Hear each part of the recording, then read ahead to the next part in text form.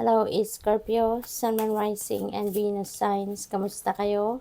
Sana po'y nasa mabuti kayong kalagayan. Welcome back po sa Star Tarot. Kung bago kayo dito, welcome din kayo. Thank you sa inyong support. I truly appreciate it. God bless you all. Scorpio, paunang mensahe ninyo, if in doubt, ask for inspiration from above. Ayan, so, kung meron kayong pinagdududahan sa inyong mga plano, sa inyong mga ideas, ask for inspiration from above. Magdasal kayo, humingi kayo ng guidance, hingi kayo ng enlightenment, clarity, what else? Your animals in spirit are showering you with their love. Ayan. So, siguro ang iba sa inyo, Scorpio, meron kayong mga pets, no? But, siguro nag-passed on the other side sila. Pero gayon pa man na nangyari, nandiyan dyan, no? Yung spirit nila at nagpaparamdam sa inyo, nagpapadala pa rin ng pagmamahal sa iyo. And maybe you are also feeling that, no? And recognizing that it is coming from your pets. Problems resolve when you surrender them to your angels. Okay? So, napakaganda na message ito para sa'yo. Kung meron kayong mga pinagdadaan ng problema sa ngayon, lift it all up to your angels, lift it all up to the divine universe, and for sure, gagaan ang inyong pakiramdam. For sure, magkakaroon ng kasagutan, ang inyong mga problema. They will guide you to find the solution. What else? When you live in the moment, you will discover delight in simple things. That's very true.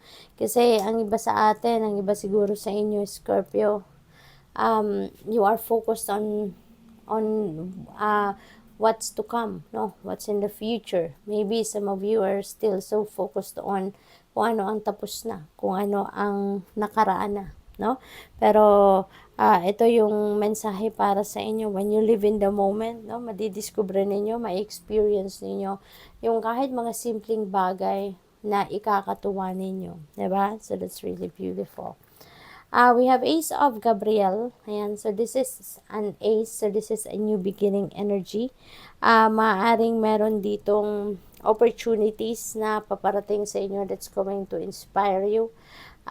May mga opportunities dito na parang bubuhay sa inyong passion. May mga opportunities na parang gigising sa inyong mga sa inyong excitement, no? Maaari din na meron kayong rito, meron kayong opportunity for you to start something na wherein magagamit ninyo yung passion ninyo, kung ano yung gustong-gusto ninyong ginagawa, no? Maaaring ito na yung pagkakataon na yan. What else? We have wheel. Wow, napakaswerte ninyo, Scorpio. This is the wheel.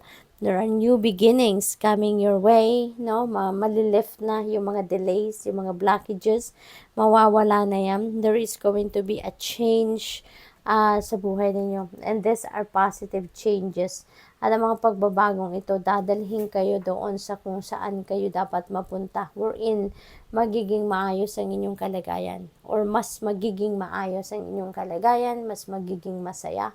No? Kasi, ang swerte-swerte ninyo sa ngayon. Good luck and good fortune are on your side sa ngayon. Kaya, anything good is possible, no? Maaaring yan ay yung mga minimithi ninyo, maaaring dumating na, magka-come to fruition na yung mga minimithi ninyo, yung mga kung ano makakapagpasaya sa'yo, no? Swerte kayo, swerte kayo sa ngayon in different areas of life. Divine guidance. Ayan. So, speaking of divine guidance, doon sa mga problema ninyo, no? Parang sinasabi niya na nandiyan nga ang mga angels ninyo and the rest of your spirit team, including the divine universe, no? At handang gabayan ka, no? Or lagi kang ginagabayan. Maaring may gabay ka na talagang natatanggap, maaring hindi mo lang ito na-access, no? Yung ganun. Ang iba, siguro sa inyo din dito, Scorpio, kung hindi kayo yung nangangailangan ng guidance, baka kayo ang nagbibigay ng guidance. Kasi maaring isa kang counselor, maaring isa kang life coach, isa kang mentor, isa kang spiritual guide, no? Maaring ganun ang inyong ginagawa, 'di ba? Kaya it's either you ang nangangailangan ng guidance or baka ikaw yung nag-guide ng mga tao, no? Maaaring merong mga lumalapit sa inyo para maghingi ng guidance. What else? We have King of Gabriel. Ayan, so napakaganda dito. Sabi rito, keep your eyes on the big picture.